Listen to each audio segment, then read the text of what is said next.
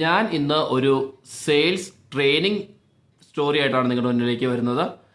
ഈ story basically applicable ആവുന്നത് sales ഡൊമൈനിൽ വർക്ക് ചെയ്യുന്നവർ, അല്ലെങ്കിൽ ബിസിനസ് ഡെവലപ്മെന്റിൽ വർക്ക് ചെയ്യുന്നവർ, അല്ലെങ്കിൽ ബിസിനസ് റൺ ചെയ്യുന്നവർ, സെയിൽസിലൊക്കെ ഒരുപാട് സ്ട്രഗിൾ ചെയ്യുന്നവർ, ഇവരെ ഉദ്ദേശിച്ചാണ്, ഇവർക്ക് ഹെൽപ്ഫുൾ ആവുന്ന ഒരു സ്റ്റോറിയാണിത്. ഈ സ്റ്റോറിയുടെ ബേസ് എന്തെന്ന് വെച്ചിട്ടുണ്ടെങ്കിൽ, ഒരു പയ്യൻ ഏകദേശം 18-19 വയസ്സുള്ള ഒരു പയ്യൻ സെയിൽസിൽ ഭയങ്കരമായിട്ട് സ്ട്രഗിൾ ചെയ്യുന്നു. അത് കഴിഞ്ഞിട്ട് അവൻ ഒരു ബിസിനസ്സിൽ ഉള്ള ഒരാളെ കണ്ടുമുട്ടുന്നു. അയാൾ ഇവനൊരു 3 സീക്രട്സ് കൊടുക്കുന്നു, 3 കവറിലായി കൊടുക്കുന്നു. എന്നിട്ട് പറയുന്നു ഓരോ കവർ ഓരോന്നായിട്ട് ഓപ്പൺ ചെയ്ത് അത് ലൈഫിൽ കറക്റ്റായിട്ട് ഇംപ്ലിമെൻറ്റ് ചെയ്യണം. അതിനുശേഷം അടുത്ത് ഓപ്പൺ ചെയ്യണം, ഇംപ്ലിമെൻറ്റ് ചെയ്യണം, അടുത്ത് ഓപ്പൺ ചെയ്യണം, ഇംപ്ലിമെൻറ്റ് ചെയ്യണം. ഇത് ചെയ്ത് കഴിഞ്ഞിട്ടുണ്ടെങ്കിൽ അവൻ്റെ ലൈഫ് തന്നെ ചേഞ്ച് ആവും അവനോട് പറയുന്നു.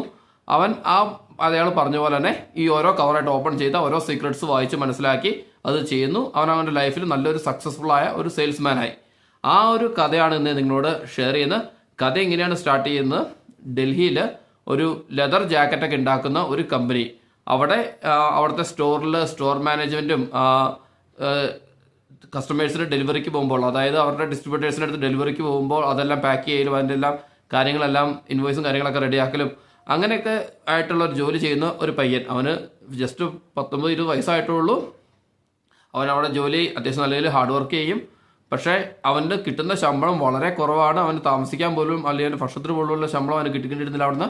പക്ഷെ അവൻ അവിടെ കാണുന്നുണ്ടായിരുന്നു, അവരുടെ കമ്പനിയിൽ തന്നെ സെയിൽസ് ഡിപ്പാർട്ട്മെന്റിൽ വർക്ക് ചെയ്യുന്ന പല ആളുകളും നല്ല രീതിയിൽ സെയിൽസ് കമ്മീഷൻസ് ഓരോ കസ്റ്റമർ ഓർഡേഴ്സ് എക്സിക്യൂട്ട് ചെയ്യുന്ന സമയത്ത് കിട്ടുന്നുണ്ടെന്ന് മനസ്സിലാവണവന്. അവന് ആ കമ്പനി നല്ല രീതിയിൽ സെയിൽസർക്ക് പേ ചെയ്യുന്നുണ്ടെന്നും അപ്പോൾ ആ ഒരു സെയിൽസ് ഡൊമൈനിലേക്ക് അവന് മാറണം, സെയിൽസിൽ സക്സസ് ആവണം എന്ന് അവനൊരു ആഗ്രഹം വന്നു.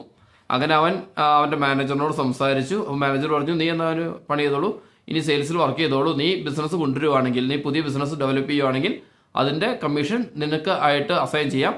നീ ഇപ്പോൾ സ്റ്റോർ മാനേജ്മെൻറ്റ് വർക്ക് അതുപോലെ തന്നെ കണ്ടിന്യൂ ചെയ്താൽ മതി.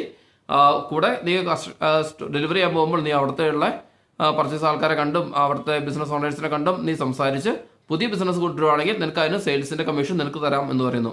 അപ്പോൾ അവനും ഹാപ്പിയായി. അതിനുശേഷം ഓരോ കസ്റ്റമേഴ്സിൻ്റെ അടുത്ത് ഡെലിവറിക്ക് പോകുമ്പോഴും അവനിങ്ങനെ സംസാരിക്കാൻ അവൻ്റെ പ്രോഡക്റ്റിൻ്റെ ഫീച്ചേഴ്സൊക്കെ പിച്ച് ചെയ്യാൻ തുടങ്ങിയത്. അപ്പോൾ എല്ലാ ഇടത്തുനിന്നും നല്ല രീതിയിലുള്ള റിജക്ഷൻ. അതായത് നീ ഇപ്പം ഡെലിവറി ചെയ്യാൻ വന്നല്ല, ഡെലിവറി ചെയ്തിട്ട് പൊക്കോ, വേറെ പുതിയ ഓർഡറൊന്നും ഞങ്ങൾ നോക്കുന്നില്ല, അല്ലെങ്കിൽ ഞങ്ങൾക്ക് പുതിയ റിക്വയർമെൻ്റ് ഒന്നുമില്ല, ഉണ്ടെങ്കിൽ ഞങ്ങൾ വിളിച്ചോളാം അല്ലെങ്കിൽ പറഞ്ഞോളാം, അങ്ങനെ പറഞ്ഞ് എന്നും ഒരു റിജക്ഷൻ. അങ്ങനെ 2-3 മാസം കടന്നുപോയി. ഇവനപ്പോൾ തന്നെ തോന്നലായി തുടങ്ങി അവനെ കൊണ്ട് ഒരു നല്ല രീതിയിലൊരു സെയിൽസ് ഉണ്ടാക്കി ബിസിനസ് ഉണ്ടാക്കി കമ്മീഷൻ മേടിക്കാൻ പറ്റുന്നവന് പറ്റില്ല എന്നൊരു മാനസികാവസ്ഥയിലേക്ക് അവനായി. അവനപ്പോൾ ഇങ്ങനെ എന്നും ഇതിൻ്റെ വിഷമങ്ങളാവും കൂടുതൽ പറഞ്ഞുകൊണ്ടിരുന്നത്. അവൻ്റെ ഈ ഡെലിവറി വാൻ്റെ അകത്ത് അവൻ്റെ കൂടെ ഡ്രൈവർ ഉണ്ടായിരുന്നു.